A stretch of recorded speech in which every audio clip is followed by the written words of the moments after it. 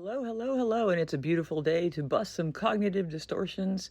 Hey, everybody, nice to have you back. Thank you so much for joining me today. My name is Suzanne M. Swain, EDS, LMSW. I am a kid therapist and educational specialist and master teacher. So, what's been going on? How y'all been? I wanted to give a shout out to Bend, Oregon.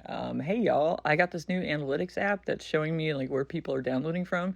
New York, what up, New York? Forget about it. Hello, hello, hello. And Colorado, y'all have been doing pretty well out there as well. So Bend, Oregon, reach out. How's it going? You guys are far and away the top listeners. So I just was hoping that we could, have a conversation. I want to get to know y'all. And every single one of you also, please feel free to go to the website, msmarypoppins.com, msmarypoppins.com, and that is our podcast website. You can learn all about Steve and Ralphie, who are doing fine. Steve is currently in his dog bed, chewing on himself, and I think he may have a flea or something going on today. I'm not sure. But today's topic is we are going to talk about divergency and money. Yikes. And if that just made you have a little bit of anxiety perk up right there, which it did in me, you may be neurodivergent. So neurodivergent folks, we tend to either be really, really good with money, or we may be really bad with money. And a lot of us are in the latter category, unfortunately. I don't put a lot of value in money. I see there's a kind of a triad of money, power, and ego that seem to be the triad of evil in my world. It just seems like that seems to be a motivation for so many things in this world that I always saw money as something that was more of a weapon and not something that is going to benefit people. Generosity is more what I care about because it's just, material possessions and things and stuff. But, money provides experiences and allows you the ability to live a more comfortable life. So, now that I'm in my upper 40s, I need to start focusing on that kind of stuff too. But I've been talking with my kiddos a lot about finance and money because they've had a lot of questions. So I thought today we could talk for just a little bit about some ways that you can support your neurodivergent kiddo and help them to have a better understanding of how money works, but to also have a healthy understanding of the meaning of money. I had a kid last week, and she was in my room and going around trying to take things. She was like, "Oh, can I have this?" And, "Well, I don't have anything in my room, so I want this. And you have all this stuff, and you should give it to me." And so that sense of entitlement is something where they don't really understand the value of money. So I was talking to her about that. I was like, "Well, this cost X amount of money, and it took me this long to save up enough to buy it." And so I tried to put that into place. So that way she understood that things have a material cost and work is the trade-off for that cost. So you can't just go in and just take a pair of sneakers. It's like stealing. So it was a little presumptuous of her to assume that I would just give her everything. So what we want to do is we don't want to crush their spirit when it comes to money or to make them afraid of it. So what can we do to try to make y'all feel a little bit better about money? So kiddos, money is not a scary thing, but it's also something that isn't given to you freely like, sunshine and, the rain falling down. It's something that you have to put some effort in.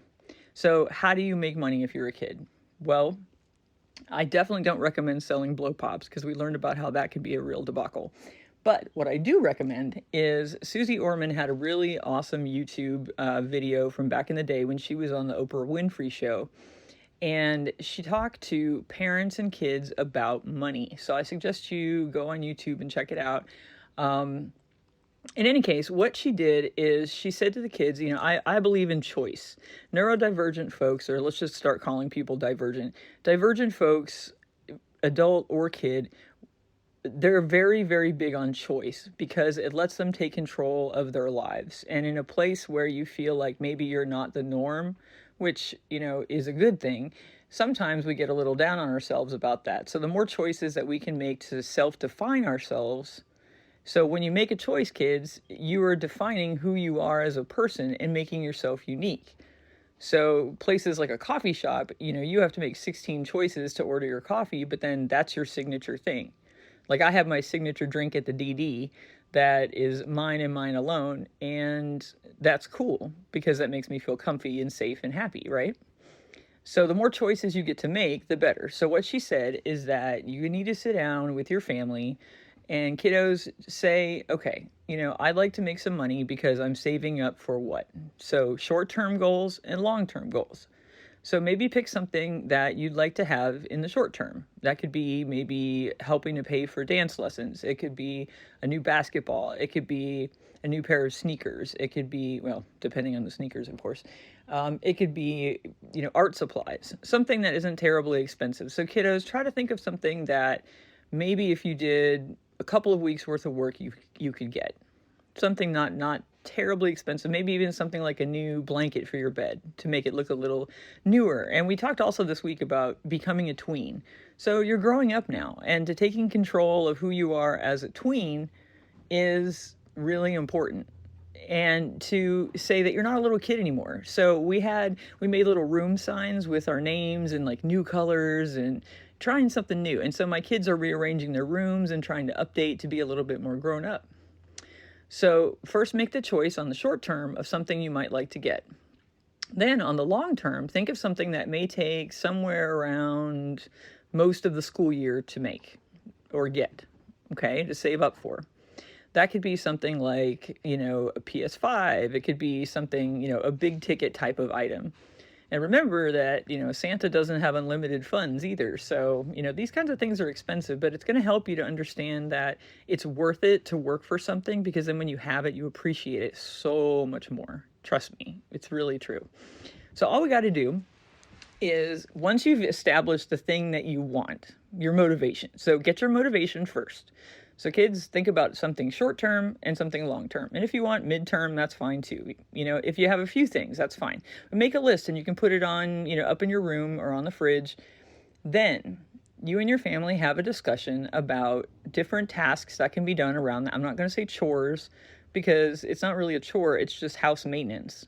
So it's not drudgery. It's not awful. It's just something that you have to do because you take care of the house and you live there too, and you live there rent free. So pitch in, earn your keep, as they used to say. I always felt like I had to earn my keep a little bit because, hey, I did realize I was living somewhere for free. So even if you're 8 years old, even if you're 13, even if you're 15, even if you're 17, take some initiative. You live there too, so taking out the trash is not a big deal just to do because it's a good thing to do. So there's that. Okay, but make a list of maybe 15 to 20 different chores that you can do around the house, and then arrange them in order from littles to bigs. So littles could be something like, wiping down the sink and putting the dishes in the dishwasher. Okay, now bigs could be something like cleaning all the baseboards in the house, or maybe mowing the lawn, or possibly, fixing the family computer, something that can take quite a bit of time. So these are all activities that are house maintenance activities. Then you guys, as a family, assign a price to each of these activities, from the little quick things that take 5-10 minutes all the way up to things that may take a few hours, and assign a price to it. And that's what she was saying, is that, more valuable things that take more effort are worth more. So maybe mowing the lawn counts as $20. Maybe, just cleaning out the sink and putting dishes in the dishwasher is 50 cents. Okay. So then as a kiddo, you're going to keep a log of what it is that you're doing and how the money is being earned. So I did X chore on this date. You can make a little chart on the computer for this. I'll try to make one and post it on my website, so maybe you can use that. But you post in there, the date, what you did, and how you finished it. And then that, at the end over there, you write down the price. So that way you can start calculating how much money you're earning. So then you stop when you've been able to buy that short-term item. Now, the best thing to do, in my opinion, also, is to say, okay, let's learn to divide up our money. So now we see we have a short-term goal, a mid-term goal, and I need $20 to go on this field trip, etc., etc. Kids can learn to pay for field trips if there's a fee. I think that that's important. They need to earn it a little bit. Not everything comes free, of course. And unfortunately, the world is a harsh place, y'all. And, we just got to accept it for what it is. So anyway, so you divide up your money and say, I'm going to put 10% to this, 20% for that. Look at all these math skills we're learning. Then that way, they can see once they've reached the goal of, having enough money to buy that blanket, they can go ahead and purchase it as they like. So this is a continual thing. It doesn't have a finite end, but you will see that you can change out your short term with something new once that goal has been achieved. So it's teaching some really wonderful skills. Now, let's talk about this too.